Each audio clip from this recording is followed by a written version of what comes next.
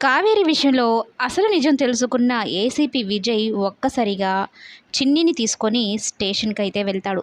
సత్యంని విడిపించి ఊహించిన షాక్ అయితే ఇస్తాడు. కథని మరో మలుపు అయితే తిప్పబోతున్నాడు ఏసీపీ విజయ్.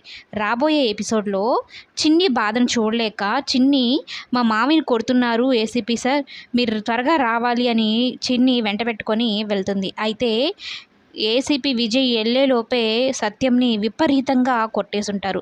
సత్యంనే కాదు, బాలరాజును కూడా అలానే కొట్టుంటాడు. అవును, సత్యం అంటే కొట్టాడు కావేరి వాళ్ళ అన్నయ్య, మరి బాలరాజుని ఎందుకు కొట్టాడు అని అడిగితే బాలరాజు కావేరి భర్త అని చెప్పడంతో ఒక్కసారిగా షాక్ అయిపోతాడు.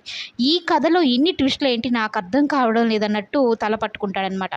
అయితే సత్యం బాబుని పైకి లేపి, అయినా మిమ్మల్ని ఇన్వెస్టిగేషన్ చేయమంటే ఇలా చేస్తారేంటి, మనుషుల్ని కొట్టేస్తారా, చంపేస్తారా అంటూ అక్కడున్న పోలీసుల మీదకి కోపం అవుతాడనమాట.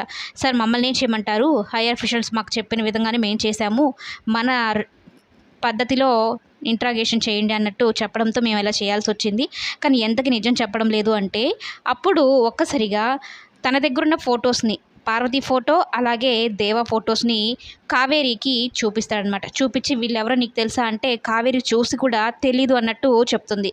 ఇక బాలరాజుకి చూపిస్తాడు. నీకు తెలుసా, కావేరి భర్తవి అంటున్నావు కదా, మరి నీకు తెలుసా అంటే తెలుసు, దేవ నా ఫ్రెండే, దేవ నా ఫ్రెండు, ఆమె అతని భార్య అని చెప్తాడనమాట.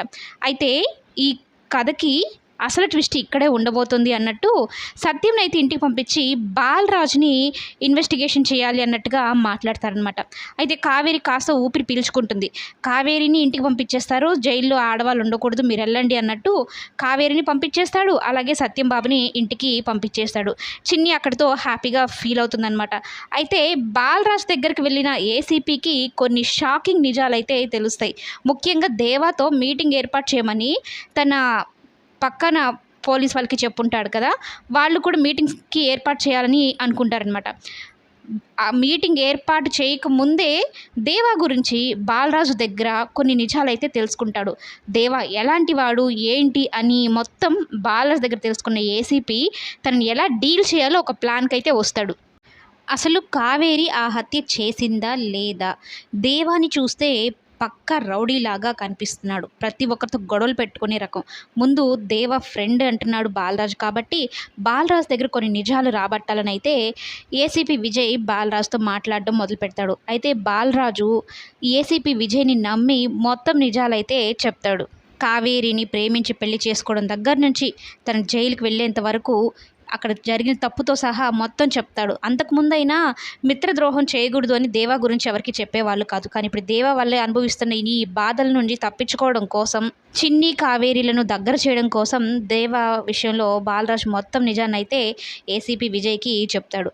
అసలు నిజం తెలుసుకున్న ఏసీపీ ఒక్కసారిగా బాలరాజు మాటల నిజాయితీని గమనించి కావేరికి హెల్ప్ చేయాలని, అలాగే బాలరాజు సపోర్ట్ తీసుకొని ఈ దేవా కేసుని అయితే ముగించాలని అయితే ఒక నిర్ణయం తీసుకుంటాడు. ఇన్ని రోజులు బాలరాజు ఒక రౌడీ కాబట్టి, అలాగే తనకి ఏ రకంగానూ ఒక సపోర్ట్ లేదు కాబట్టి కావేరి కేసుని ఛేదించలేకపోయాడు. కానీ ఇప్పుడు పోలీసుల అండతో, ముఖ్యంగా ఏసీపీ విజయ్ సహాయంతో కావేరి నిర్దోషి అని ప్రపంచానికి తెలియజేసే పనిలో అయితే ఏసీపీ విజయ్ అలాగే బాలరాజు ఉన్నారు.